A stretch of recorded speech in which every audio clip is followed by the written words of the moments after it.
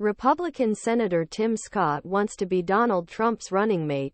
After Trump won the New Hampshire primary last week, Scott joined the former president on stage and professed his love for him. Trump was visibly flattered. But get on the ticket. Scott will have to overcome an irreparable MAGA World sin. He voted certify Joe Biden's 2020 election victory. As Trump narrows his search for second in command, some of his staunchest allies are moving against Scott. Sources close to Trump tell Time. They note that the South Carolina lawmaker was among dozens of Republican senators who certified the 2020 election on January 6, 2021. The day before the vote, Scott said, "There is no constitutionally valid way for Congress to overturn an election." Scott also defended former Vice President Mike Pence for resisting Trump's effort to block the transfer of power. Last August, Scott said Pence absolutely did the right thing on January 6.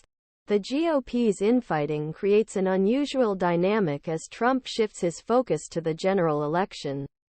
While running mates have traditionally been a calculation about who can best help candidate win, brutal impact of Trump's personality has turned Veepstakes into a referendum on who is most staunchly loyal to former president. He wants someone who is there for him during the hard times, when it matters. The person who exemplifies what Donald Trump does not want is Mike Pence.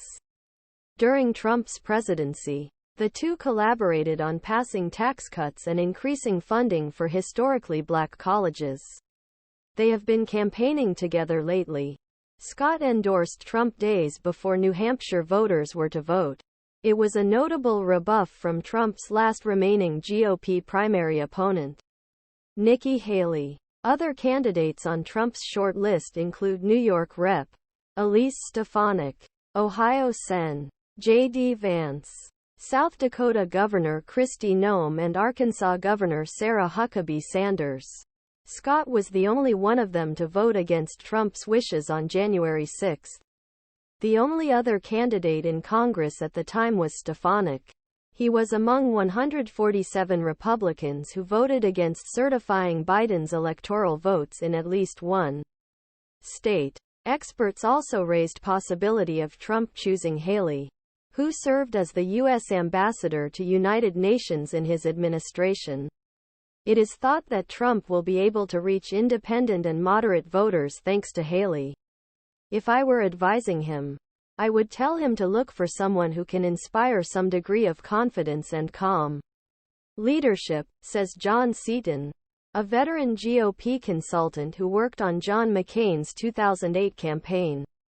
But Haley disappointed Trump by continuing her campaign after losing the Iowa caucuses and the New Hampshire primary.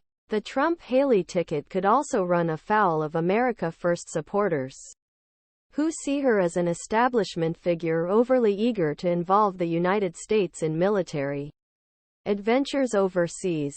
The former president's eldest son, Donald Trump Jr., he recently said he would go to gray